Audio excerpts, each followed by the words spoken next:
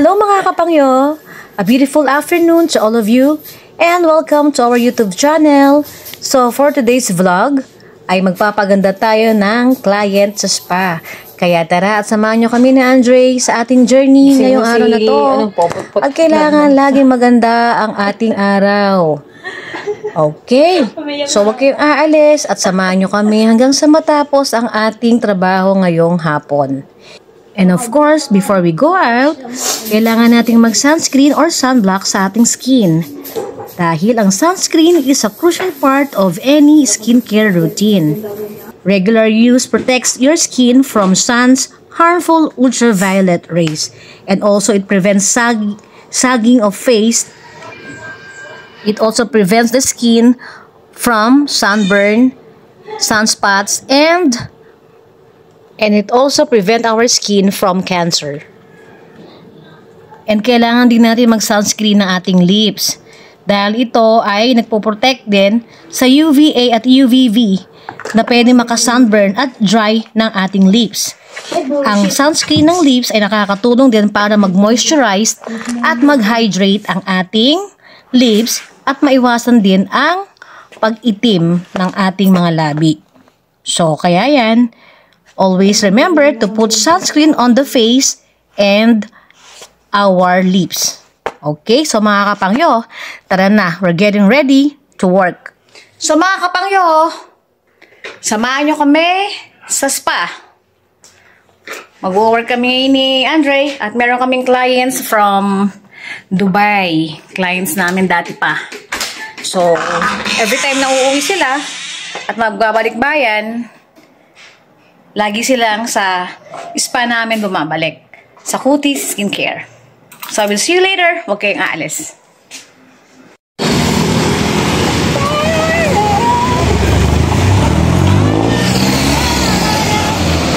Kasi ba, nag-visit ng simula 30 days. Okay. Hanggang sa tapos.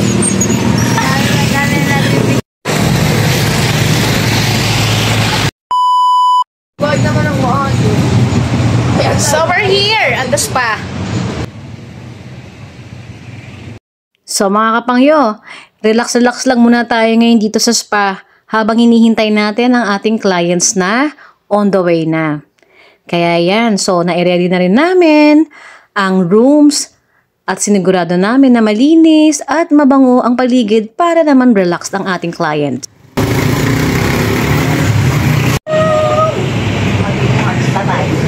Kasi nga ako ang direct. Ano, kamusta? Ayos lang po! Ay! Naman ako! Wow! Natatawa ko sister sa doktor. Wow naman! I had chocolates! Tama na naman. Ano na? Kamusta na? Okay naman. Magpapaganda kami. Oo, sige. A few minutes later. At alam niyo ba mga kapangyo, nakakakilig. Dahil alam nyo ba na ang couples na ito ay mag-novyo at nobya pa lang ay clients na natin. Kaya almost 10 years na natin silang clients at talaga namang nasubaybayan natin ang kanilang pag-iibigan. But hanggang ngayon, nakita nyo naman, dito pa rin sila bumabalik sa ating spa or skincare kahit na sila ay nagta-travel pa or nagpunta pa ng ibang bansa. Kaya nakaka-touch din dahil may mga clients pa rin tayo na after a year, tayo pa rin ang naaalala. Kaya mga kapangyo silang mag-asawa, ang lagi nilang pinipiling treatment dito sa ating spa ay ang RF or which is known as radio frequency treatment. So radio frequency machine offers a non-invasive approach to skin. It also promotes collagen and elastin production for a more youthful appearance. Dahil itong RF treatment ay nakakapagpalesa ng wrinkles as well as nakakapag-lift din ng face at nakakapagtanggal ng mga fine lines talaga sa ating face. Kaya it reveals a very youthful and glowing skin.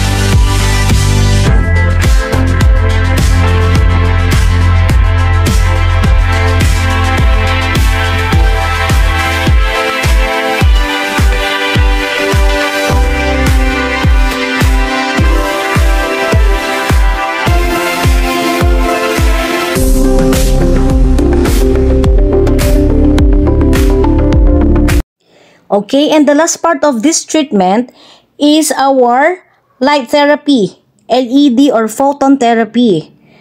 And it also gentle and non-invasive treatment that doesn't damage the skin even with frequent sessions.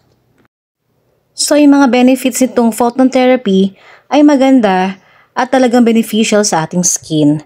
Dahil ito ay nagpo-promote ng ating blood circulation and it also boosting new cell growth and enhancing skin rejuvenation. And as well as it fights bacteria that can cause pimples or acne to our face. Kaya sobrang maganda ang treatment na to mga kapangyo. So ayan ang lagi na ipinagagawa sa amin ng couples na to. Thank you po sa kutis. Ganda naman ang kutis namin. Thank you. Ingat kayo, Bonboyas. Thank you. See you again ha. Siguro in 2 years na naman. 1 year lang. 1 year. 1 year, wow. See you in 1 year ha. Nakakataba lang ng puso at talaga namang tiwala sila sa ating skin. So mga kapangyo, narito kami ngayon sa May Church. Everyday dadaan kami dito. Inaabangan namin si Chico. Ayun, si Chico! Meron kaming pusa, alaga dito. Ayun. Buti na lang, dito siya palagi sa pwesto niya. Kaya hindi kami nahihirapang maghanap. Para pakainin siya. O Miguel, bigyan mong food. Hello, Chico! Kilala na kami. Come here. Come here, come here. Oh, come here. Uy, kilala na kami ni Chica. Hello. Hello.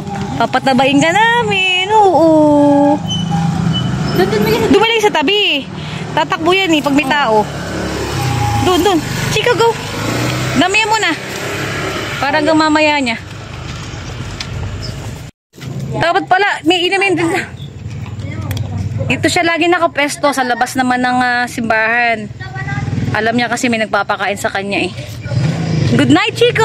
Bye-bye! See you again tomorrow! Ito naman sa loob ng church. Ayan. Yan yung mga pusa. Oh, na dito. Ayun, ayun sila oh. Hello! Nasa ipakain na nila. Oh, yan. Lalapit din yung mga yan. Sige, palagyan mo pa na marami. Ano, Miguel, dun? Sa banda dun. Kakainin nila yan. Ito naman mga to, pinakakain naman sa kantin dito.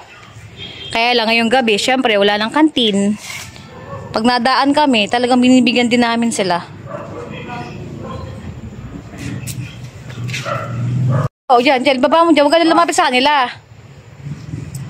Kasi hindi lalapit yan. Mailap yan eh. Oo. Iwanan mo lang yung pakainan. Sa mga kapangyo, ito si Miguel, ang kapatid ni Andre. Ang mabait na bata dahil sumasama sa aming advocacy sa pagpapakain ng mga stray cats and dogs. Kaya mga kapangyo, maraming salamat sa pagsama nyo sa amin sa araw na to at sa susunod natin muling vlog. And always remember to thank God, do good, and believe in yourself. Shashani, subscribe for more videos to stay updated. Good night to all of you mga kapangyo. Sai Tian.